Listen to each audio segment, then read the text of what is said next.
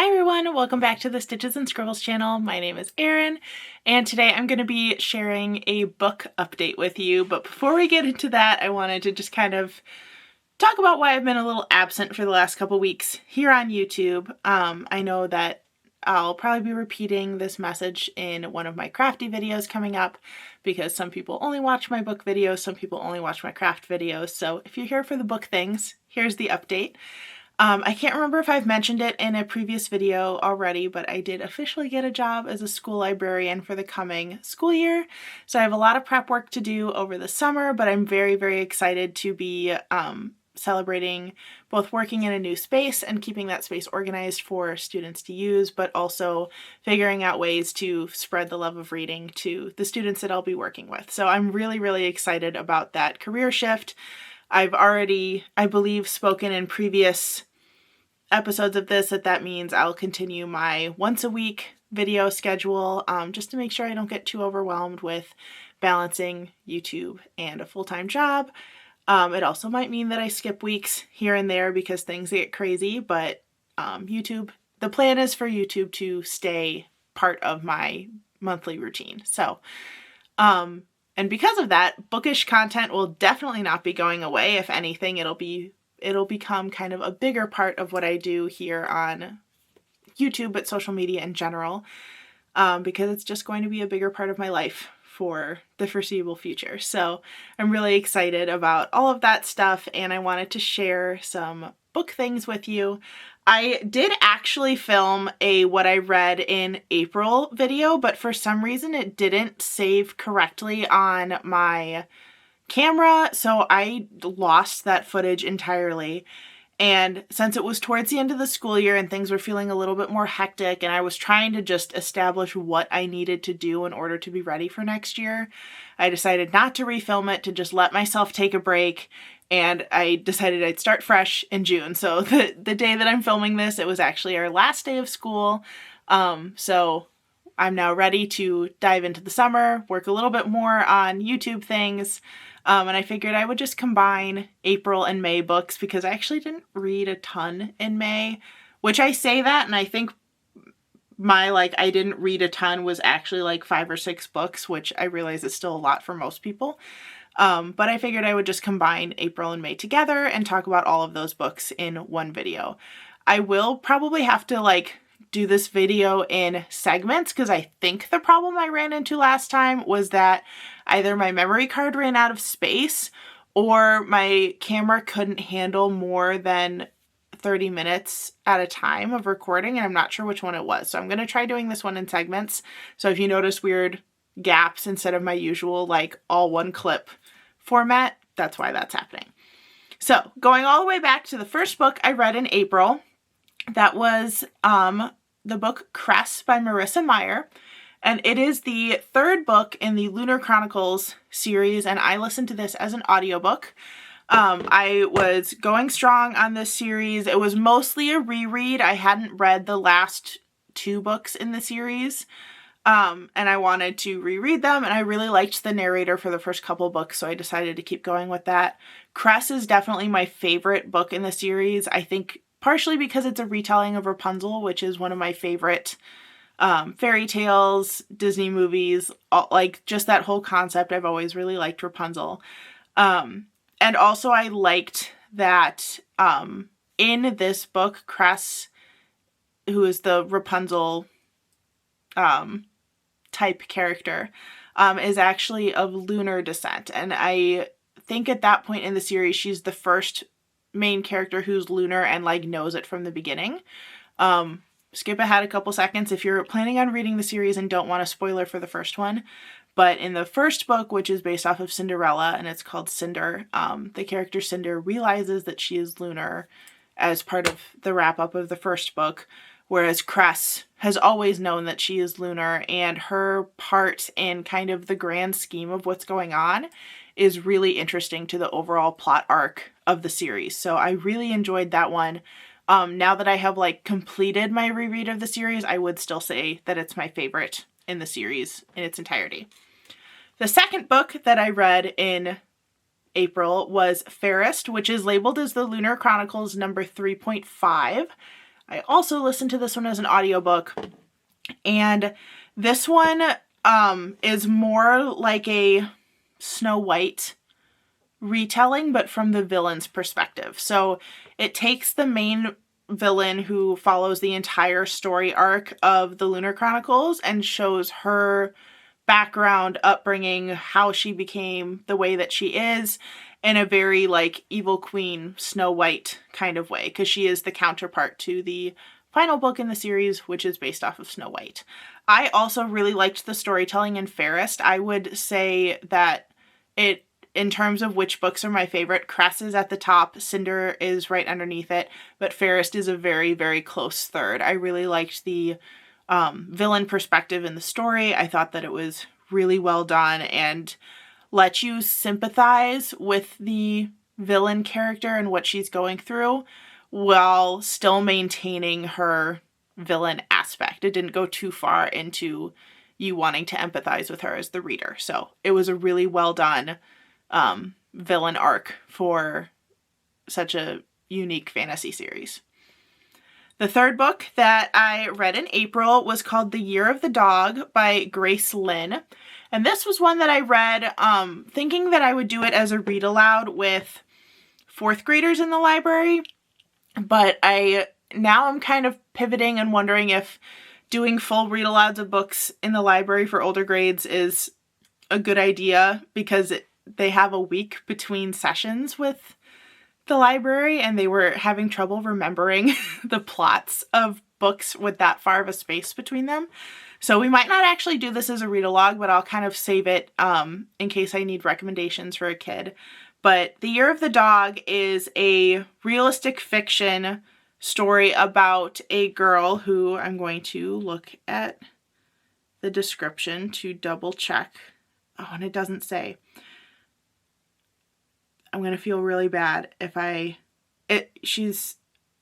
I remember now because I looked at some information and I wanted to make sure I said this correctly. So Pacey, the main character in the story, is Taiwanese American. And she talks about in the book how some people view her as Chinese American, some view her as Taiwanese American because of the history between Taiwan and China.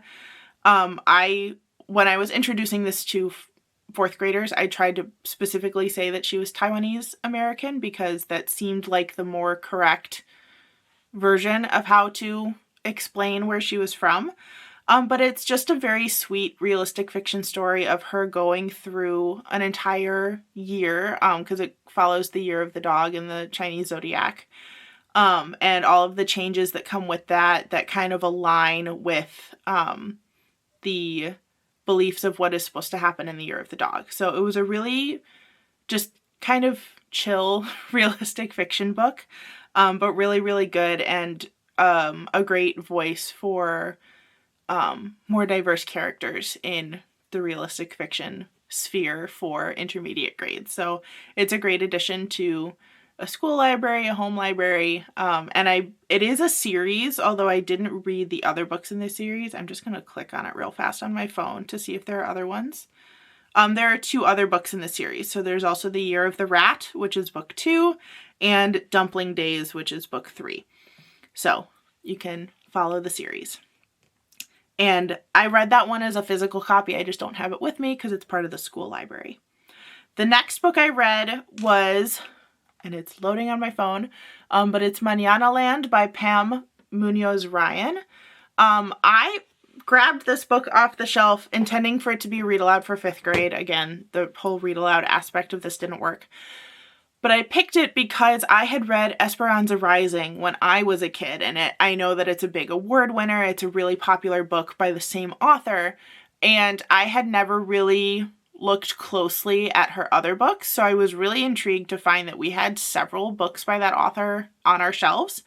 Mañana Land is a fantasy book, but I would say it's like low fantasy content. There's not a lot of magical aspects in it. It's mostly realistic fiction. But it was a really interesting story about a boy who his primary goals are getting on to this special soccer team and playing with his friends. But he also is perpetually curious about his mother. He grew up with just his father and his grandfather, so he doesn't know anything about his mother. And he starts to slowly uncover details about her, but also find out that his family for generations has aided people fleeing a fictional country to safety, either in their country or beyond. So it's kind of a similar to an Underground Railroad type of storyline that he discovers his family has been a part of, although it all takes place in a fictional set of countries. But it's a really, really interesting book. I did enjoy reading it. I wish I could have finished it as a read aloud for 5th graders because it was really good. And a really good representation of Central and Latin American characters. Even though it's a fictionalized universe, a lot of the characters and traditions are representative of Central and South America. So another really great, diverse set of characters. The next book I read was The Chateau, which I do have the physical copy of that with me. One of my knitting books got in my book stack. It wasn't supposed to be there. The Chateau, which I picked up from a little library. It's by Jacqueline Goldis. This was not my favorite. I usually pick up thrillers to get myself out of a reading slump, to kind of jumpstart my reading again. And this one just kind of had one too many things in it that I didn't enjoy, where by the end of the book it kind of felt like a slog to get through. I would say that other people may enjoy this. It kind of had too many plot points that I tend to dislike in it for me to really give it a good rating. The biggest one being that I think in order to have, and skip ahead if you want to avoid like kind of a mild allusion to a spoiler for this book. But I personally do not like books where the person who ends up being the culprit is already a terrible character. In order for it to be like a good twist for me, you have to kind of not expect that character. So when a character has a moment like closer to the beginning of the book that already proves them to be unreliable, unfaithful, like not a good friend, having that person then be the villain in the end of the story is not super compelling for me. I will say that I really liked the atmosphere of this book. It takes place in France in like a giant mansion owned by a very wealthy family. There's a lot of inheritance stuff going on, and that was all the stuff that drew me to the book originally. But I felt like the twist in it just was not enough. Like, I already didn't like the character who ended up being the villain. So, not nuts about this one. But if you just will pick up any thriller and like them all, this would probably be a good pick for you. I did like the atmosphere again. The next book was another Lunar Chronicles book. So, my next read was Winter, and it's loading on my phone so I can show you the picture, but I listened to this one as an audiobook as well. This was a really long book. It was a 23-hour and 30-minute audiobook, so it did take quite a long time to get through. It was definitely, even though it like did wrap up the storyline, it was the one that I had the hardest time getting through, I think mostly because of the length. But I did still enjoy all of the details of how the storyline was wrapped up. I just had to do it kind of in little chunks. I didn't like speed through it like I did with the other books in the series. So still loved it. Still highly recommend the whole series. Just keep in mind that the last book is very, very long and it will take you a while to get through it.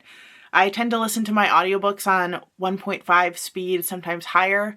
I think I was listening to this one on 1.7 speed and it still felt like it was taking forever. So just keep that warning in mind if you're thinking about tackling the series, that the last book is like 3 times as long as the previous ones, because I'll just look back at Cress. Cress was 15 hours, so not 3 times as long, but like 1.5 at least, compared to the previous book. But again, highly recommend the series. The next one on my list was Chasing Vermeer, which I actually read with the 5th grade class that I was subbing with, but I started it with them and then they finished it with their actual teacher, so I had to wait for it to come back in order to finish my reread of it. But I absolutely love this book. It's such a good middle grade mystery, and I think really accurately captures how 11-year-olds think about things and how they perceive the world, because it's a really good balance of them researching information to try to solve the case and them kind of just going on gut instinct or what they think is the right way to do things, which is very accurate to kids that age. But it's about a pair of friends who their parents both work at the University of Chicago, so it takes place in the surrounding neighborhoods. Hyde Park, I think. Hyde Park, I think, is the name of the neighborhood. I'm really bad with place names. But while they're experiencing middle school, a famous Vermeer painting goes missing, and they realize that people in their immediate area might be involved, and they have to start tracking down clues to see if the painting is in fact missing or not. So highly recommend this if you have a middle grade person in your life who loves mysteries.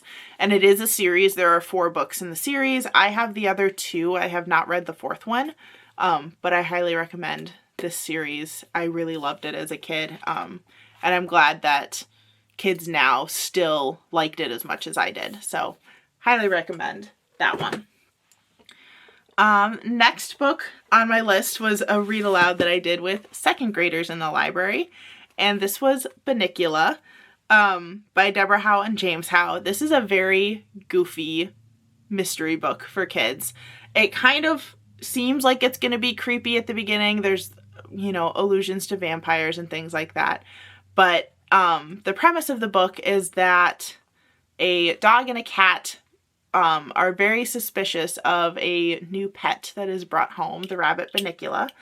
And they're trying to figure out, well, mostly the cat is trying to figure out if Bunnicula is really a vampire or not. But it's mostly just silly.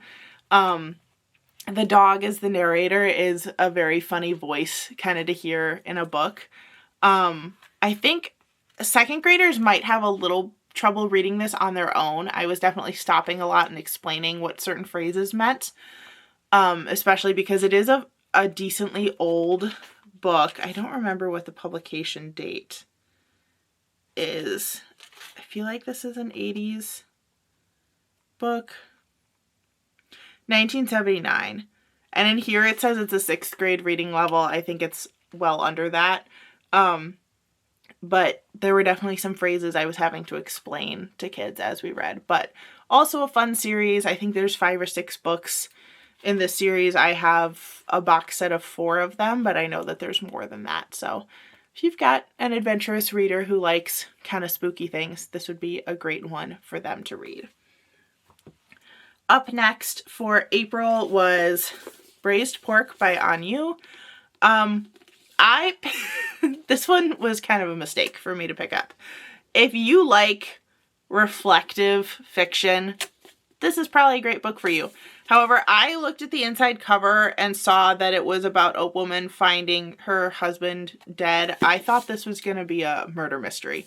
It definitely was not. It was very introspective, her looking back on her life and if she made the right call in marrying her husband and stuff like that. And it wasn't for me. I'm sure it's fine for people who like contemplative books, but I don't. Especially when I was expecting a murder mystery and kept waiting for the book to pick up and it didn't. So do with that what you will with this one. I did not like it, but you might. Again, my opinions are just my own. You can read what you want. The next one that I read is another one that I got from the school library.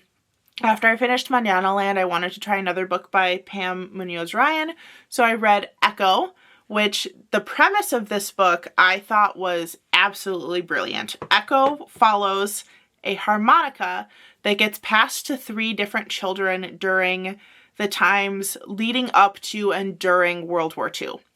So this harmonica ends up traveling very, very far, but it starts with a young boy in Germany in 1939 who is watching his country fall into what we know to happen in history books. And he and his father are both musicians. They're wondering how to navigate this new world with so many restrictions on what they can and cannot play and who they can play music with.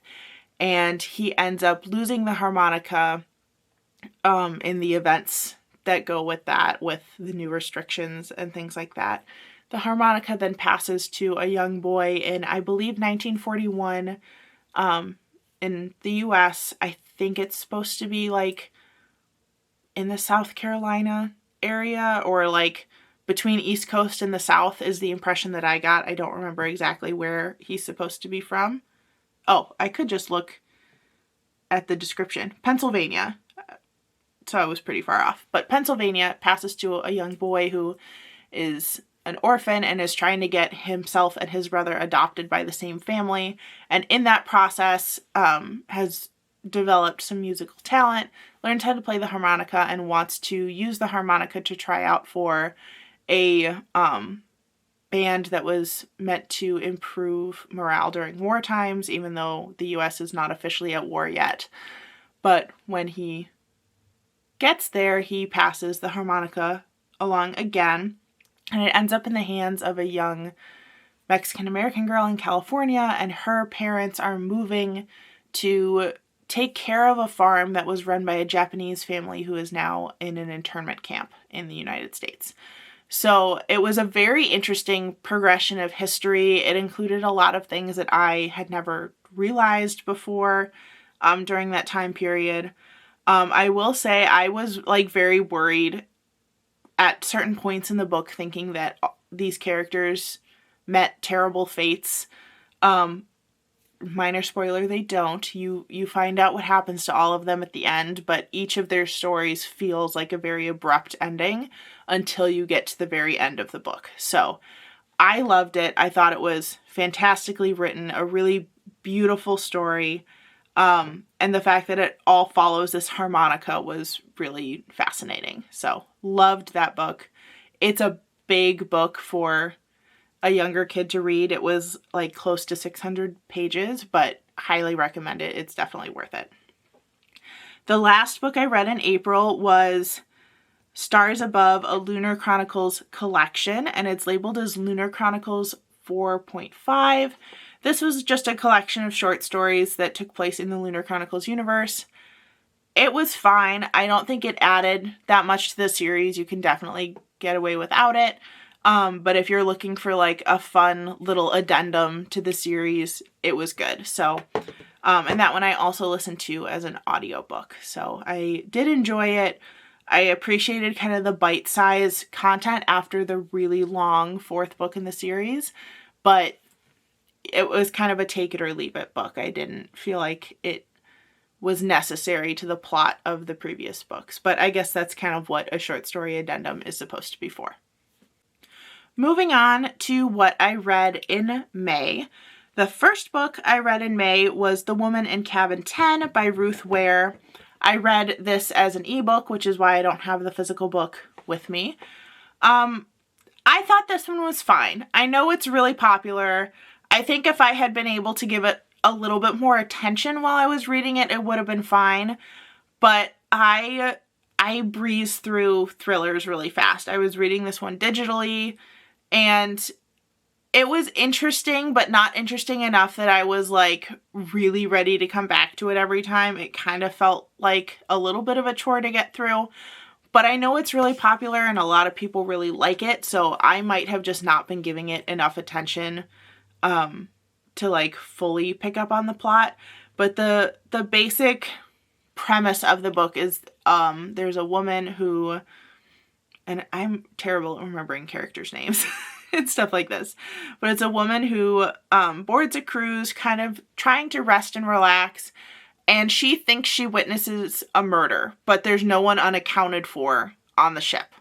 So she's trying to figure out through like collecting clues, talking to people, like what actually happened and what she actually saw, without giving away that she knows too much because she doesn't know who the murderer is. So I liked the idea of this kind of closed room mystery, like very reminiscent of Agatha Christie.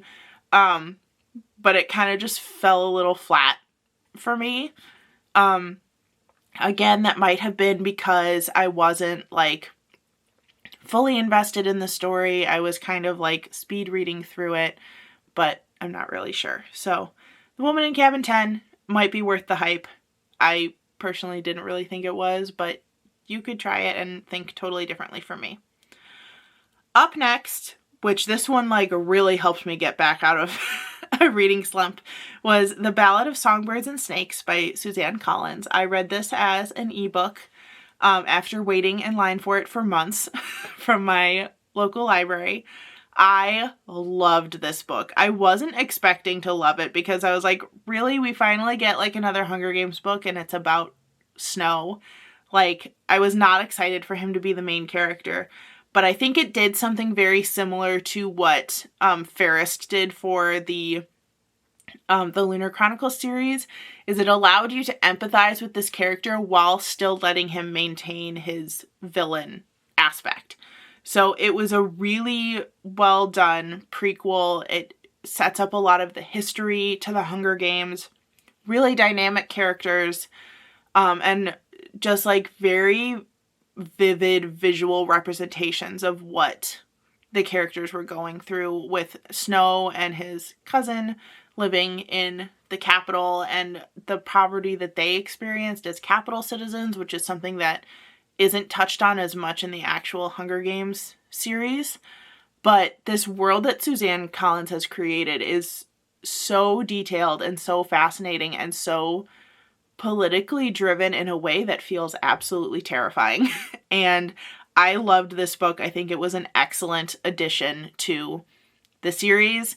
And as I'm now like filming this video, just like a half an hour ago, I saw on TikTok that there's going to be another Hunger Games book.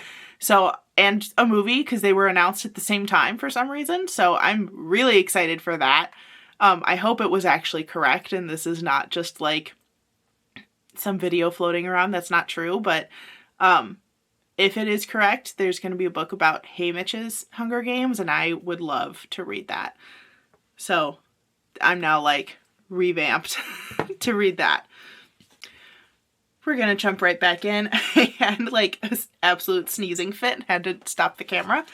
But the next book on my list for May was one of my kind of goals that I started kind of working on, is reading more nonfiction. So this is what I started with. This is Weird Wisconsin by Linda S. Godfrey and Richard D. Hendricks. It's kind of just a collection of articles of all of the like weird, spooky, bizarre stuff in the state of Wisconsin. So it didn't feel like sitting down and reading a whole nonfiction book. It was more just a bunch of little articles. And reading this book gave me the same vibe as like reading the Guinness Book of World Records as a kid, of it's just fascinating because there's so much stuff in it. So I really enjoyed reading this. It's definitely one that I'll go back to, like thinking about Wisconsin landmarks and things like that. Highly recommend looking for this for your state, wherever you live. I would like to get my hands on a couple of other states if I can find them. Specifically, if I can get like Michigan, Illinois, Indiana. I'd love to have like Hawaii and Alaska. I think those would be really neat ones to have. So I'll be on the lookout for more of these, but I'm glad that I at least have the Wisconsin one in my collection now. Up next for May was one that I got from a little library, and this is The Girl Who Drank the Moon by Kelly Barnhill. I picked this up because I saw it in our school library, but also it looked like a book I would have liked as a kid, so I decided to go ahead and try to read it from the little library. I'm gonna have to give this one a reread at some point in the future because I was not paying enough attention to this as I was reading it. But what I do remember from the story, I absolutely loved.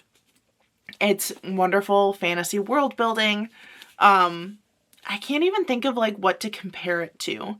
It's just a very like atmospheric fantasy lots of like weird little creatures and characters. And I would love to reread this and give it like the attention that it deserves, because I had this as my like free reading book while I was subbing, and because my schedule is different, I didn't have as much like uninterrupted time to read. So having a free reading book at all was probably not a great idea. So I read this one in such short spurts that I knew I wasn't paying attention to the plot very much, but still would recommend it. I just can't like tell you any details of the plot because I don't remember, and I was having trouble like remembering it as I was reading it. So take this one with a grain of salt, but I will be rereading this at some point in the future to give it the attention that I should have while reading it the first time. Up next was another nonfiction book that I ordered when Amazon was doing their big book sale, which actually wasn't that big. I had trouble finding stuff I was interested in. But this is Floriography by Jessica Rue. And this is not like an intense read. It was pretty fast to get through. Like each page is a giant picture and a description of the flower. But it's about the Victorian language of flowers and what each flower is associated with when you put it in a bouquet or give it as a gift to somebody. So it was a fun, like, light afternoon read, and also just kind of interesting to see what flowers were associated with different things. The next one I read as an ebook, although it is actually a graphic novel. I read Click by Kayla Miller, which is a like a middle grade graphic novel. I read this because my students have read it and we have a copy in the school library and they really like it. It was cute. It was kind of exactly what I expected a middle grade graphic novel to be. It's about a young girl who wants to be a part of her school's talent show but is feeling kind of left out and like out of her element, doesn't really want to like break into another group's act for the talent show. So she figures out her own solution for how to be involved. So it was cute. It was a fast read. I can see why the kids like it. It didn't really appeal to me as an adult the same way that some children's books do, but it was fine. It's entertaining. If you're struggling to get your kid to read, I think graphic novels are a great solution for that. It just didn't appeal to me as much as an adult. The next one I read was the second graphic novel that I read kind of back to back. And it was also an ebook that I checked out from my public library. And it was El Defo by C.C. Bell. This one I liked a lot more than Click. So El Defo, even though all the characters are like little rabbits in the illustrations, it is semi-autobiographical for the author, about growing up deaf. So the main character, Cece, talks about the devices that she used to help her hear and how she adjusted to life with hearing impairments and what that meant for her and just how she adjusted. And it was just a very sweet story about not only growing up deaf, but working through self-confidence. And it was just a very sweet story. I enjoyed reading this one. This is one that like stuck with me a little bit more after reading it compared to Click.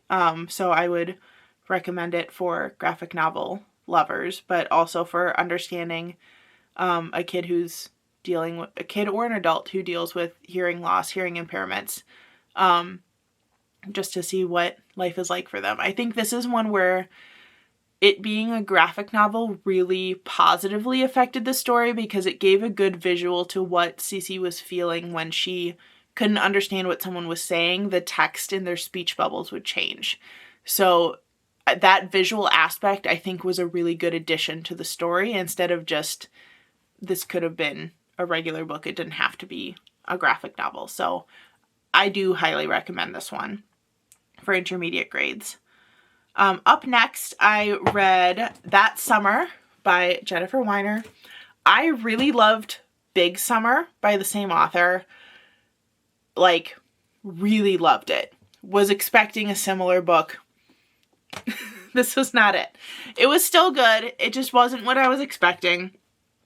This was more like relationship-centered drama, like big reveals, things like that. I would also say this book deals with a lot of sensitive content. For the sake of this being on YouTube, I'm not going to dive into that further, but please check for warnings on this book if you're considering reading it. It does deal with some very heavy material that the other book in the series did not in the same way.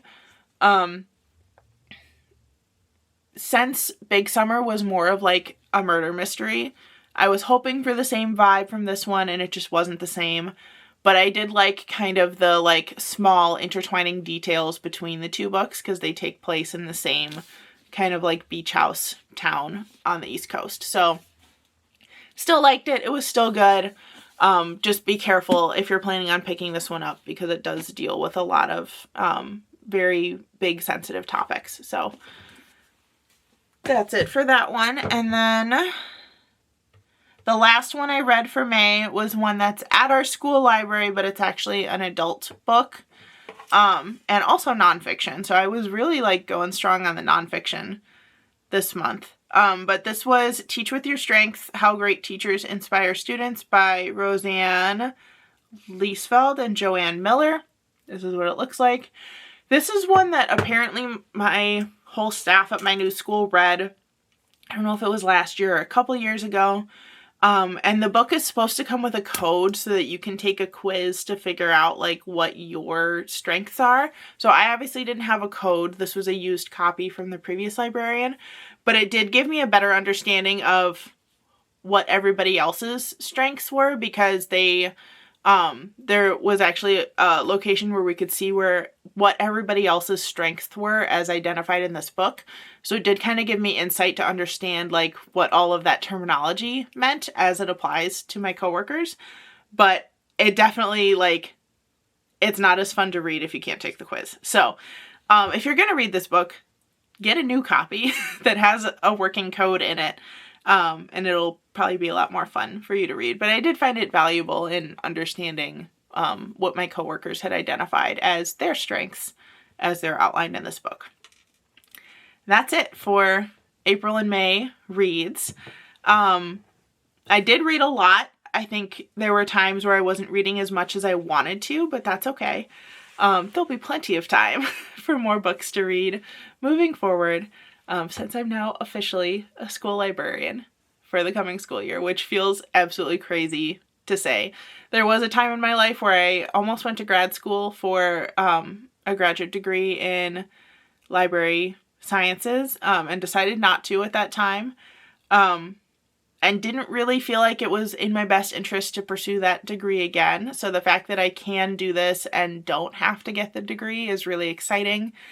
But I'm also excited to learn everything that goes with it. Like, I love figuring things out in the online system for cataloging books. I love the process of weeding and curating the collection. And even though I haven't done very much yet, it feels really good to be in that space. And it feels very vibrant and creative and full of possibilities. So I'm really excited to dive into that for the next school year and, if we're being honest, over the summer too, because I just can't keep my hands off of all those books. But that's going to be it for this podcast episode. Thank you so much for watching. If you have any questions about books or anything like that, leave those in the comments below, or even just tell me what you read this month. I'd love to hear it. If you want to follow me here on YouTube, make sure you hit the subscribe button. And if you want to follow me elsewhere, check the description box for all that information. Thank you so much for watching, and I'll see you in the next one. Bye, everyone.